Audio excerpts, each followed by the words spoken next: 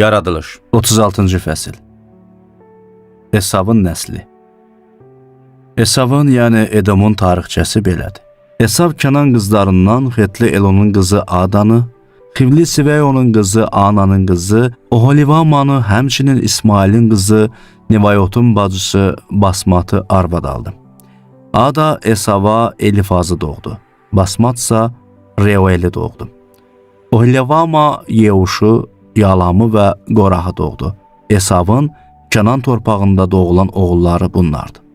Esav arvadlarını, oğullarını, qızlarını, evindəki adamların hamısını, sürülərini, bütün heyvanlarını və Kənan torpağında qazandığı bütün var dövləti götürüb, qardaşı Yaqubun yanından başqa bir torpağa getdi.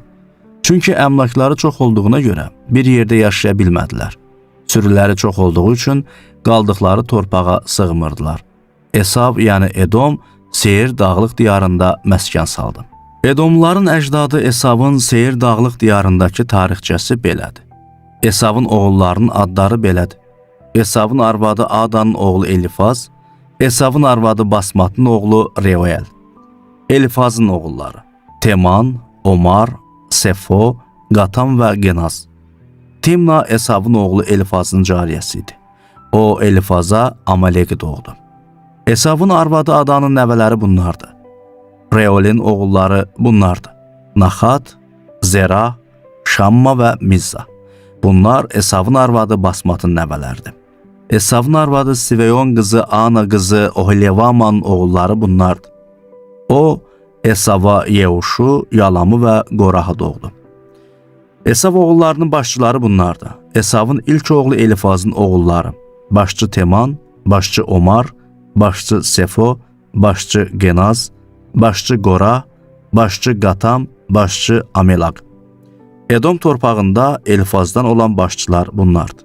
Bunlar Adanın nəvələridir. Esavın oğlu Reuelin oğulları bunlardır: başçı Naxat, başçı Zera, başçı Şamma, başçı Mizza. Edom torpağında Reuldan olan başçılar bunlardır. Onlar Esavın arvadı Basmatın nəvələridir. Esavın arvadı Oholivamanın oğulları bunlardır: başçı Yeuş, başçı Yalam, başçı Qorah. Onlar Esavın arvadı Ana qızı Oholivamanın nəslindən olan başçılardır. Bunlar Esavın, yəni Edomun oğullarıdır. Bunlar da onların başçılarıdır. Seyirin nəsli. Ölkədə yaşayan xorlu Seyirin oğulları bunlardır: Lotan, Şoval, Siveon, Ana, Dişon, Eser və Dişan. Edom torpağında başçılıq eləyən xorlu Seyirin oğulları bunlardır. Lotanın oğulları Xori və Hemam, Lotanın bacısı Timna. Şovalın oğulları bunlardır: Alvan, Manaxat, Eval, Şefo və Onam. Siveonun oğulları bunlardır: Aya və Ana. Atası Siveonun eşşəklərini otararkən çöldə isti bulaqlar tapan Ana budur. Ananın övladları bunlardır: Dişon və Ananın qızı Oholivama. Dişonun oğulları bunlardır: Xemdan, Eşban, İtran və Keran. Eserin oğulları bunlardır: Bilhan, Zaavan və Aqan. Dişanın oğulları bunlardır: Us və Aran. Xorlulardan olan başçılar bunlardır: başçı Lotan, başçı Şoval, başçı Siveon, başçı Ana, başçı Dişon, başçı Eser, başçı Dişan. Seyir torpağında qəbilələrinə görə xorlu başçılar bunlardır. Edomun padşahları və başçıları.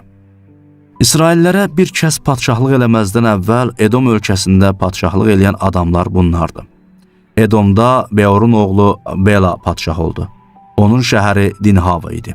Bela öldü və onun yerinə Bosradan olan Zerah oğlu Yovav padşah oldu. Yovav öldü və onun yerinə Temanlıların torpağından olan Huşam padşah oldu.